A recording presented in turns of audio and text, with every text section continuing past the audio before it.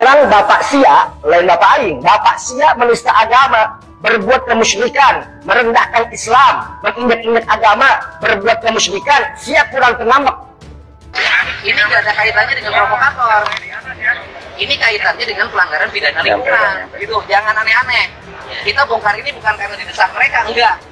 Kita bongkar ini karena ini melanggar undang-undang. Anda bikin. Pastikan yang Anda kerjakan saat ini adalah sesuatu yang bermanfaat untuk bangsa ini.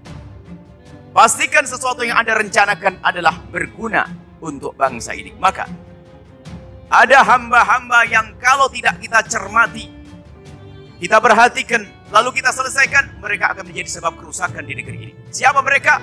Orang yang tidak mengerti kemerdekaan dan tidak mengerti apa itu mengisi kemerdekaan. Jika nenek moyang kita mengusir penjajah, musuh-musuh karena ingin menghadirkan keteraman, kedamaian, kebaikan di negeri ini, maka kita pun harus paham bahwa semua yang kita lakukan, pekerjaan kita, kerja kita, usaha kita mencari uang, mencari rezeki, harus punya fungsi bermanfaat untuk negeri ini. Jangan sampai ada di antara kita punya pekerjaan merusak bangsa ini, merusak negeri ini. Sadari, hei hamba Allah, Anda semua yang mengaku dirinya adalah bangsa Indonesia, yang sering menyuarakan kebenaran NKRI harga mati, tapi ternyata perilakunya merusak negeri ini. Siapakah mereka itu? Yang tidak pernah peduli dengan pekerjaannya, profesinya, usahanya untuk merusak bangsa ini. Lihat bangsa ini, manusia Indonesia ini adalah terdiri dari siapa? Manusia, yang di dalam diri manusia ada jasadnya yang harus kita jaga. Tidak boleh kita membuat satu karya atau sesuatu perbuatan yang merusak jasad mereka. Di samping mereka ada jasad, mereka juga ada punya pikiran. Maka sebagai bangsa yang bertanggung jawab, yang mengerti bakti dengan para pendahulu kita, maka kita tidak boleh membuat sesuatu yang merusak akal mereka. Bangsa kita, warga negara Indonesia, di samping itu juga adalah orang yang punya hati.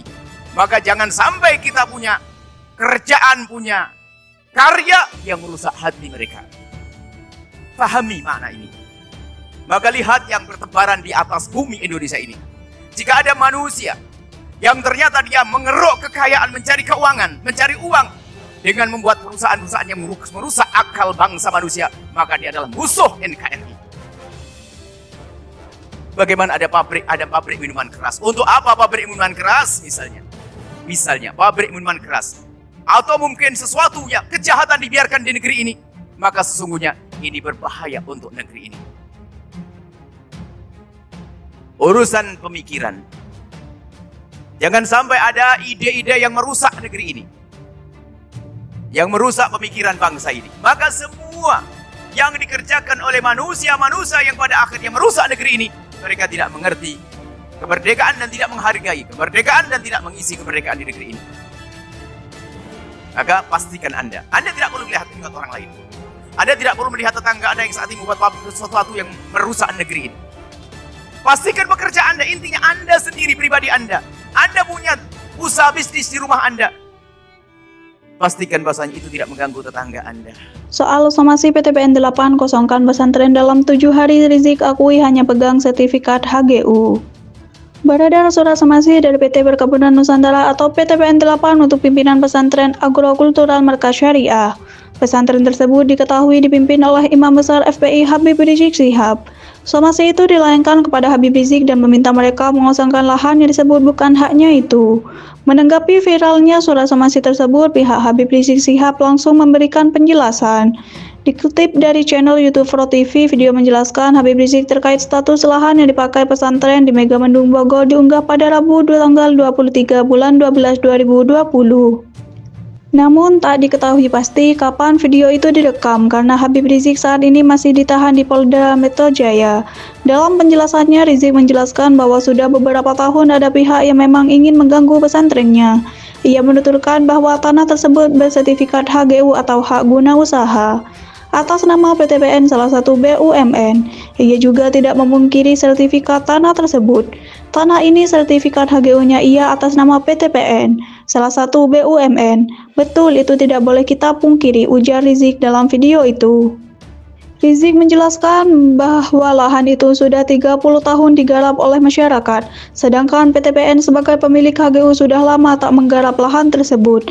Rizik lantas merujar, seharusnya PTPN tidak punya hak lagi atas tanah ini, sebab dalam Undang-Undang Agraria pemilik HGU tak bisa memperpanjang bila lahan sudah diabaikan.